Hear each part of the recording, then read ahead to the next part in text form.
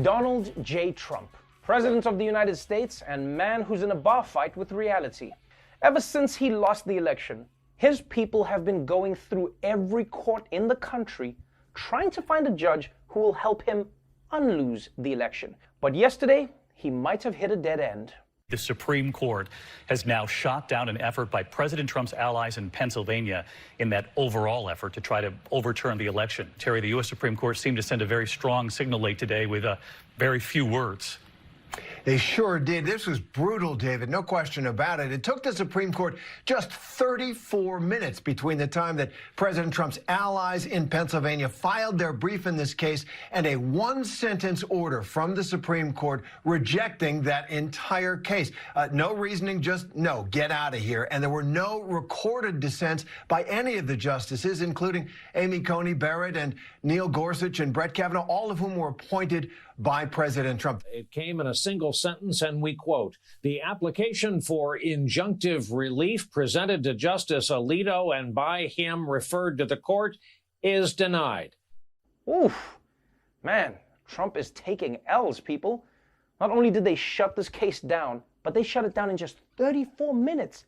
They didn't even pretend that they were going to consider it. This is like asking somebody out, and they just shut you down immediately. Hey, would you like to go out with me? And Trump must be especially butthurt that the justices he appointed didn't do anything about this. Because in his mind, he thinks that they owe him big time. He's probably like, what the hell, Brett? I stuck with you when everyone said you were a creepy drunk, but now you won't let me be president just because I didn't get enough votes. All of a sudden, now you know the meaning of the word no, Brett? Huh? I hate all of you, Neil, Brett, and you hurt me most of all, Amy Coney Island. But here's the truth, man. You can't blame the Supreme Court for not wanting to get involved in Trump's case.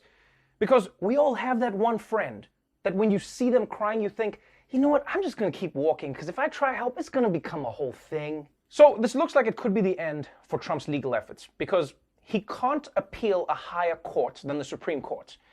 I mean, maybe he'll try appeal to God. Who knows? Look, I know I'm only asking for your help when I'm walking down a ramp, but this one's important, big guy.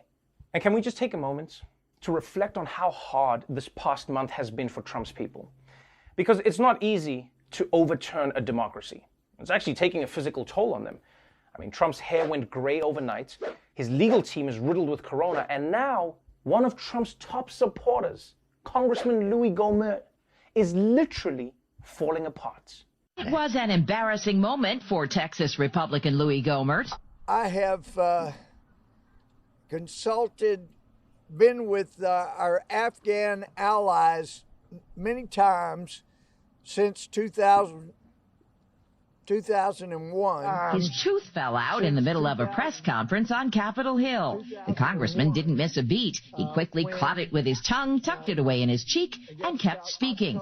Gohmert tweeted later, accusing reporters of being more interested in a temporary crown coming loose than they were in covering claims of election fraud by the president. That is the most disgusting thing I have ever seen in 2020. And remember, I've seen everything. I mean, I saw Rudy's hair melt. I saw a human woman marry an inside-out ferret. But as disgusting as it is, it's still pretty funny, man. I mean, Trump's fraud cases are getting knocked out of their court so hard that other people are losing their teeth. And it's not like Louie over here can give that tooth to the tooth fairy, because she's going to be like, nuh-uh, I didn't sign up for this shit. I have my teeth from kids, not middle-aged Cabbage Patch dolls. And I love how he tried to move on, like nothing happened. Did you see that? Huh? Try to move on like a tooth. My man. I don't care what side of history you're on. If your tooth falls out mid-speech, your argument is over. I know it's not fair, but that's the way it is. If that happened to FDR, even he would have been like, December 7th, 1941, a date which will live in infamy. Oh shit, my tooth. Forget it. Congrats, Japan, you've won. But let's move on. As we enter the second year of the coronavirus pandemic, there is one thing on top of everybody's holiday wish list. A PlayStation 5. And after that, a vaccine. And Santa's working hard to make it happen. Great Britain has already begun vaccinations. The United States is close behind. And China has now announced that its new vaccine is 86% effective. But the first country to start mass vaccinations was actually Russia. And the reason that they were able to be the first is that they didn't finish testing it first. Which might be why things haven't been going great with it so far. Interesting request for those getting a vaccine in Russia. Officials telling citizens, please avoid drinking alcohol for 2 months after being inoculated. They say that alcohol impacts the immune system. There have been some questions about the efficacy of Russia's vaccine. Reports say medical workers who have been vaccinated are still getting COVID. Vladimir Putin has also refused to take it. Wow, there's a lot to unpack here. First off, Russia's vaccine doesn't allow you to drink alcohol? I mean, this is a tough situation because the only way you would agree to take a Russian vaccine is if you were totally shit-faced. Not to mention, not drinking is going to cause a lot of problems because it means that a lot of Russians are going to be seeing Russia sober for the first time. What is this?